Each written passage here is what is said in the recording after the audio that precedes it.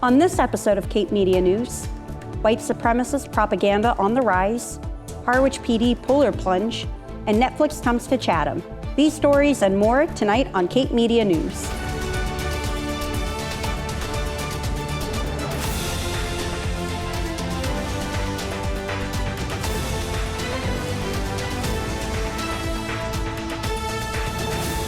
Good evening and welcome to Cape Media News, your source for hyper-local news that matters. I'm Maxie Davidson. And I'm Lauren Williamson.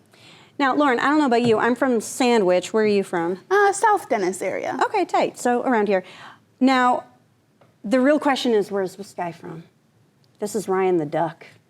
He was made in our very own studio by our very own staff. Oh my goodness. He has an origin story. And he is one of the best reporters out there. He doesn't need to be mic'd. He already has a camera. He has a cool hat. He has a press badge. He's ready to go. He's ready to deliver the news. He taught me everything I know. Same. Everything I knew about delivering the news, it's from him. Came from this guy. He even Big brain in there. Big brain. He even has a ruffled brow. So that's how you know that he knows his stuff. He's serious.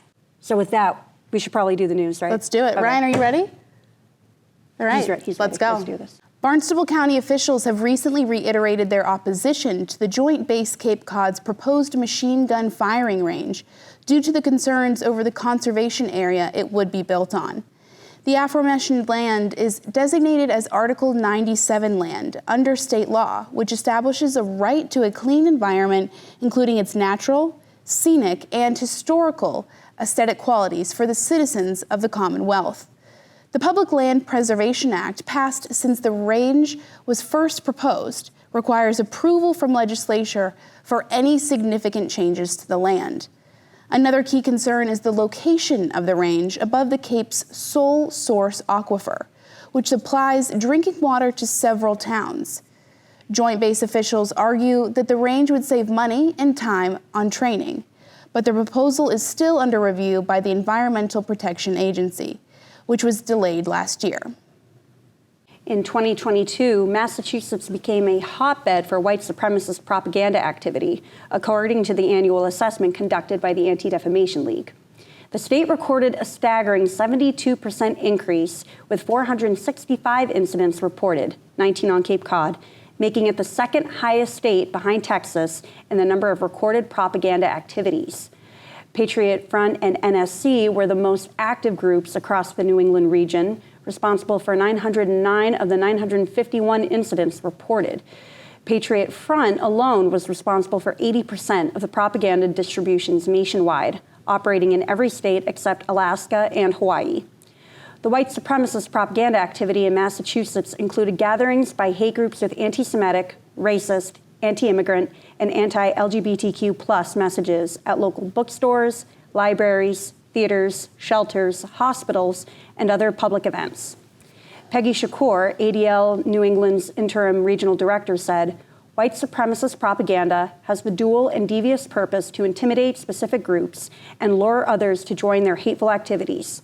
With deliberation and intention, they target their hate against Jewish, Black, Muslim, and LGBTQ+ communities and non-white immigrants through despicable and disruptive stunts on freeway overpasses and public events, including the St. Patrick's Day Parade. While their message and often their faces are intentionally disguised, their goal is to inspire and incite people to act." Shakur added, "In the face of ever-increasing propaganda activities in the region, we have witnessed communities uniting throughout New England to reject this hate. We also welcome efforts to hold these groups accountable for the harm they inflict on those targeted." ADL's HEAT map shows the propaganda efforts by geographic location, with Massachusetts seeing the second highest number of incidents in the country. The group urges the public to report incidents on their website, www.adl.org/reportincident, and learn more about their efforts to combat hate groups. Barnstable County Sheriff Donna D. Buckley announced this week that ownership of the sheriff's boat, a source of significant discussion and debate during the recent campaign, has been transferred to the Cape Cod Regional Law Enforcement Council. The LEC is an official organization that provides collaboration between the local police and public safety departments to enhance public safety in Barnstable County. The Barnstable County Sheriff's Office is and has been a member of the LEC. Sheriff Buckley said in a statement, "Throughout the campaign, I noted that the patrol operation of the boat was not consistent with the sheriff's core mission of corrections, rehabilitation, and treatment. This transfer relieves the sheriff's office of the ownership and financial responsibility of the boat. Transferring the boat to the LEC allows the boat to continue to be used as an asset to support public safety in Barnstable County." Sheriff Buckley explained that the transfer of the boat to the LEC is an outward example of the increased collaboration between the Sheriff's Office and local law enforcement agencies since she took office in January, adding, "We will continue to support and collaborate with our local law enforcement partners and look forward to continuing to serve the people of Barnstable County together." Food labels are essential in informing consumers about the nutritional value, ingredients, and potential allergens in their food choices. But did you know that they also could be misleading at times? For more information on this, here's Ryan Downs. Everyone knows that food items have expiration dates. You might have even put something back on the shelf from one time or another because the printed date was nearing. But do you actually know what those dates are good for? Sell by, or best if used by, can often be found on almost any food item packaging, but it does not necessarily mean that when the clock hits midnight and that printed date is reached, the food is instantly and/or magically spoiled. Cape Cod Healthcare posted a notice on their website last Tuesday, March 14th, about food safety and expiratory dates. Expiration dates can be confusing and very misleading. According to Cape Cod Hospital's registered dietitian Nicole Clark, these dates are unregulated and vary greatly, causing confusion even among experts. Clark went through the trouble of finding the 5 most common printed food date labels and translated them to be understood more easily. Best if used by or best if used before. A date companies use to tell you when their products will be of the best quality or best flavor.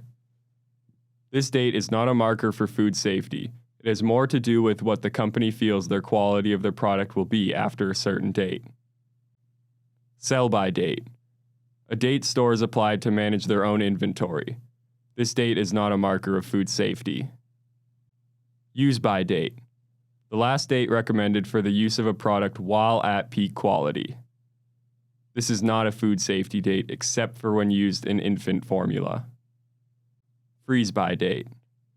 This date indicates when a product should be frozen to maintain peak quality. This date is not a food safety date. Because this information is not widely known, people will often side with caution and just throw away food that is past date, even though it may not be necessary. The USDA Food Safety and Inspection Services recommendation is, with an exception of infant formula, and if the label date passes during home storage, a product should still be safe and wholesome if handled properly until the time spoilage is evident. Spoiled foods will often develop an odor, flavor, or texture due to naturally occurring spoilage bacteria. If a food has developed such spoilage characteristics, it should not be eaten. The USDA has also stated 30% of the food supply is lost at the consumer levels in the United States. Clark believes, confusing food labels are a big reason for throwing away wholesome food. To help combat food loss, Clark lists some basic food safety tips. 1. Food shouldn't be sitting at room temperature for more than 2 hours. 2. Hot foods need to be stored at over 140 degrees Fahrenheit and cold foods need to be stored below 41 degrees Fahrenheit. 3. Use separate cutting boards, plates, and utensils for raw and cooked roast to avoid cross-contamination. 4. Wash items that touched raw poultry and meat. 5. Wash fruits and vegetables to avoid airborne illnesses. To find Cape Cod Healthcare's article on Clark's food safety, you can go to capecodhealthcare.org and type food safety in their search tab. For Cape Media News, I'm Ryan Downs. Coming up after the break, Harwich PD Polar Plunge and more. Stay tuned.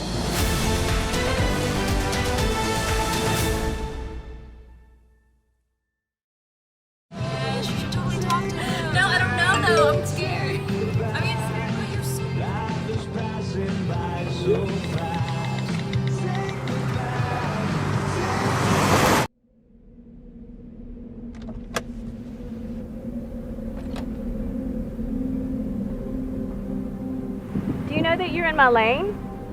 No, not at all. Are you not paying attention? Are you texting? I was just checking in with my mom. I was telling her that I thought we'd be home by 6. It's okay. There's enough time. Just pay attention. I'm not even halfway through my text. There's no way. I'm not even going to look up. My babies are in the car. You have to pay attention. It's just supposed to be a quick text. I'm so sorry.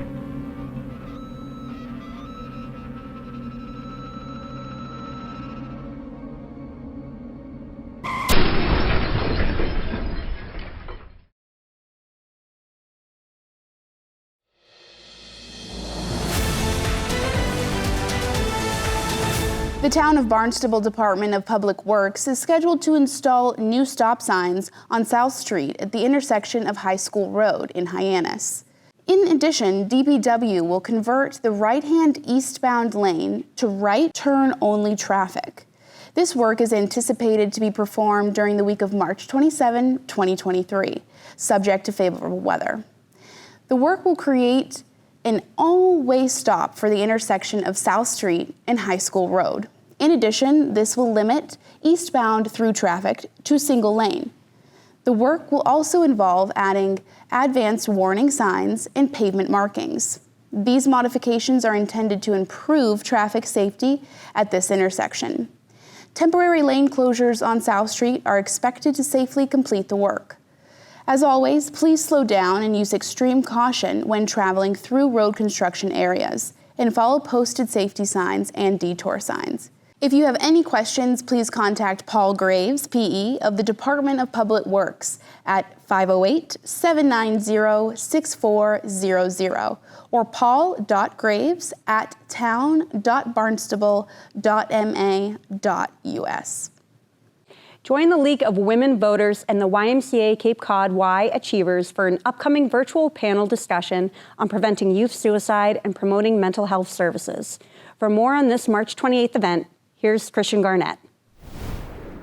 The League of Women Voters of the Cape Cod area and the YMCA Cape Cod Y Achievers are holding a virtual public forum and panel discussion called Preventing Youth Suicide, the Importance of Ensuring Access to Services. This virtual forum will be held on Tuesday, March 28th from 6:30 p.m. to 8 p.m. During the forum, participants will learn how schools, families, healthcare providers, first responders, law enforcement, faith-based organizations, and your own friends can offer supportive practices and policies to prevent teen suicide and care for those who've been affected by the loss of a friend or loved one due to suicide. The program will highlight the significance of the recently passed Mental Health ABC law and will promote understanding of the experience of Cape Cod's youth.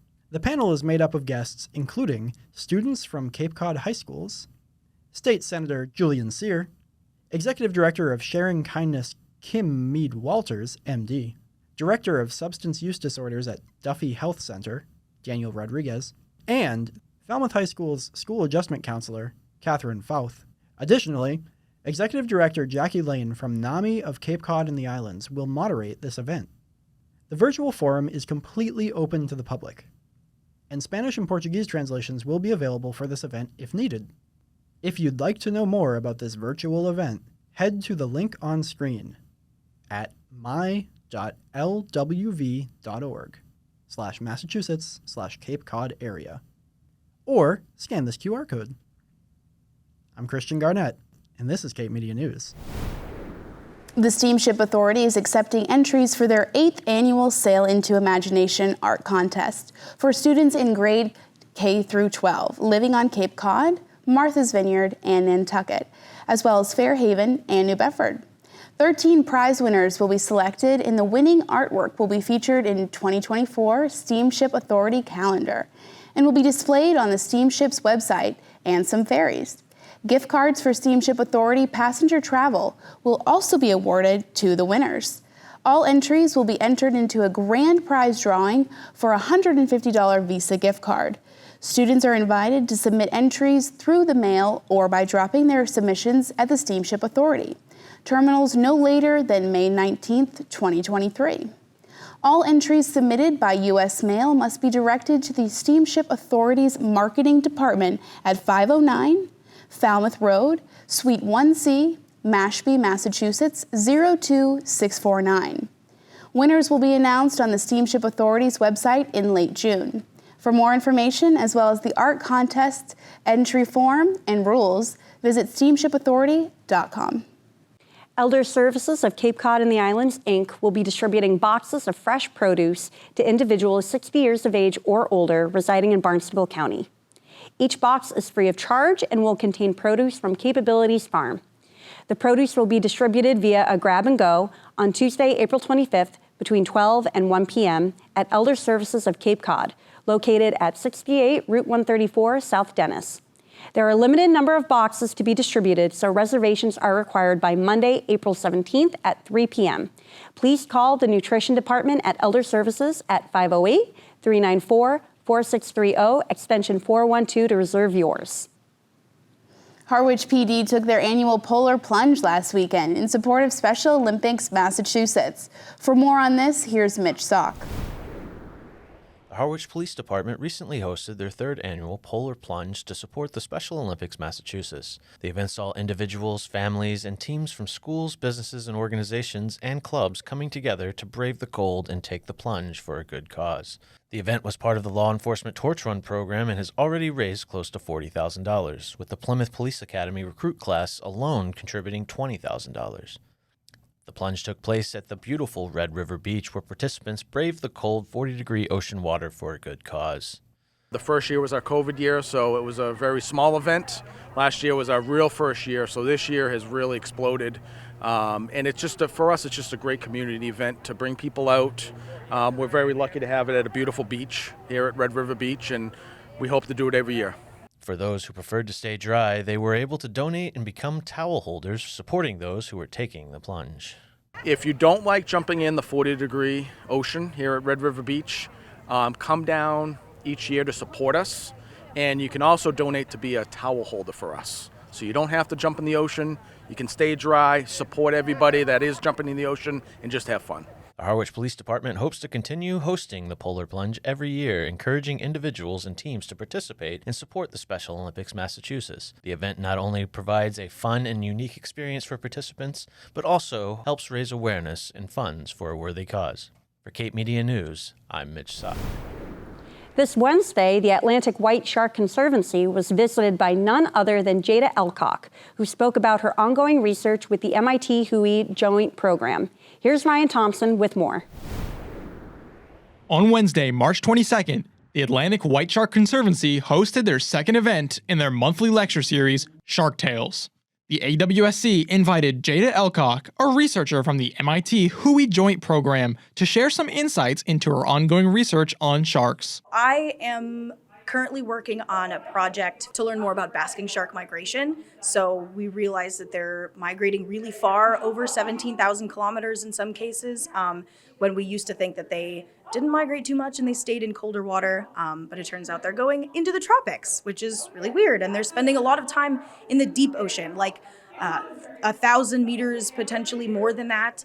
And there's just a lot of questions as to why are they migrating? How are they fueling their migration? What are they doing in the deep ocean? So my project is basically just based around trying to figure out more about this, trying to put the pieces of the puzzle together so we can better understand basking shark migration, the habitats that they use while they're migrating, and hopefully that can help us with conservation efforts in the future. Jada also discussed her involvement with the Minorities in Shark Sciences, or MISS. Minorities in Shark Sciences, aka MISS, is an organization dedicated to supporting women and gender minorities of color in the field of shark science.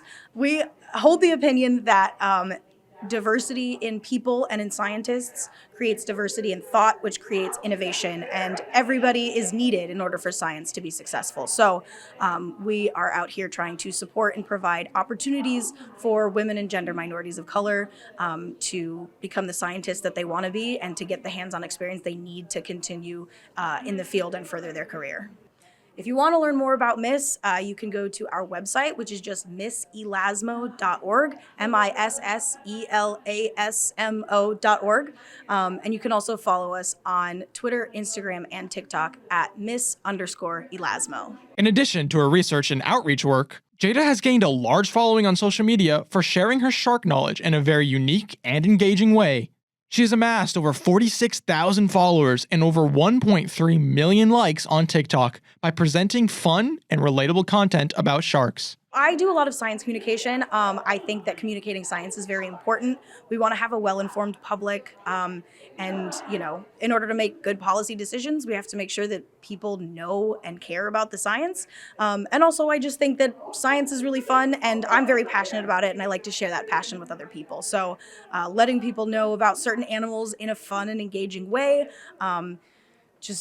Getting the information out there. I like to just share my science and the science that I care about in probably the most chaotic way that I possibly can. Why do they look like this, you may ask? Because they're friend-shaped. But much like other wildlife, I get the feeling that they're the type of friend that values their personal space, so please don't hug them. But seriously, their dorsal fins are so specifically shaped, and their second dorsal fin is pretty darn big. If you'd like to see some of my videos and my chaotic science energy, you can follow me on Twitter and TikTok at Sophistication, and on Instagram at Sophistication_.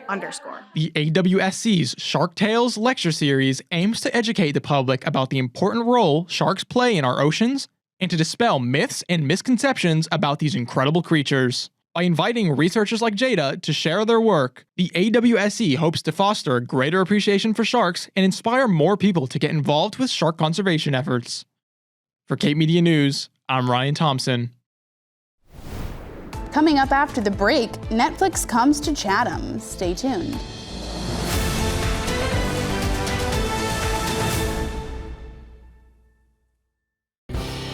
Hi, I'm Jill Goldsmith, Chatham's town manager. Come join Team Chatham.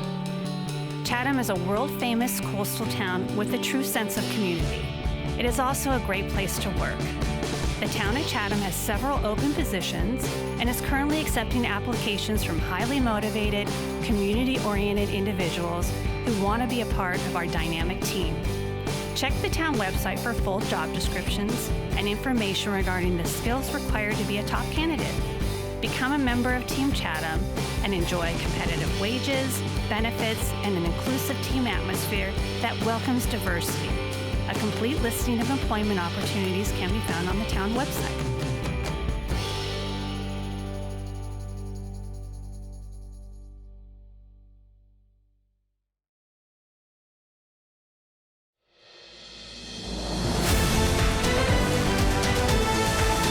Are you starting a new business or ready to take your existing business to the next level?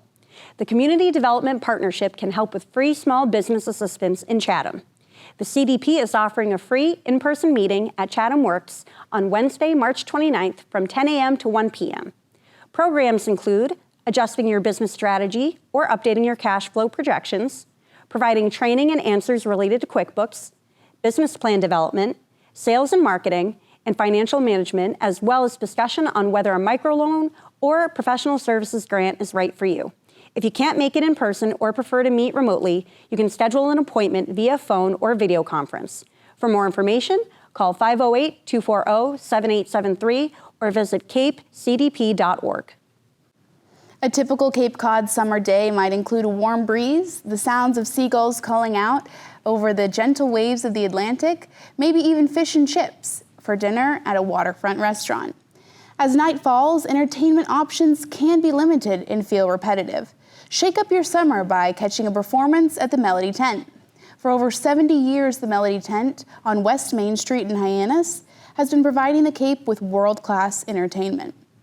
As summer approaches, they've announced their lineup for 2023. This year, the lineup features many diverse acts, from classic rock to comedians, orchestral to country. There is sure to be something for everyone. Some featured acts this summer include REO Speedwagon, comedian Brian Reagan, Three Dog Night, Chris Bodie, Lainey Wilson, Tyler Hubbard of the Florida Georgia Line, and many more. For a full schedule, ticket sales, or any other inquiries, you can head to their website at melodytent.org. Dennis Beach stickers and more permits are now available. Here's Christian Garnett with more info for Dennis visitors and residents. It's getting warmer out there, and the town of Dennis is gearing up for the spring and summer seasons with available transfer station, beach, harbor, and ORV permits. The transfer station, beach, and harbor permits are already available at the Town of Dennis website. ORV permits, or off-road vehicle permits, will also become available on April 3rd. If you'd prefer to visit the sticker office in person instead of getting your permits online, then the town of Dennis has you covered with their upcoming sticker office hours. Starting on April 3rd, the sticker office will be open part-time on Monday, Tuesday, and Thursday, 10 a.m. to 2 p.m. But these hours will expand to more times and dates in May. Most Cape Codders are ready for the hotter weather, and with a beach sticker, you will be too. From the producers of Stranger Things and Shadow and Bone, an upcoming Netflix series is set to be filmed here in Chatham. And while some are thrilled by this news, the production has caused quite a stir amongst some locals. For more on this, here's Ryan Thompson. Chatham is no stranger to summer crowds, but a new Netflix production is about to make the town even more of a hotspot, leaving some residents feeling like they're in a real-life drama.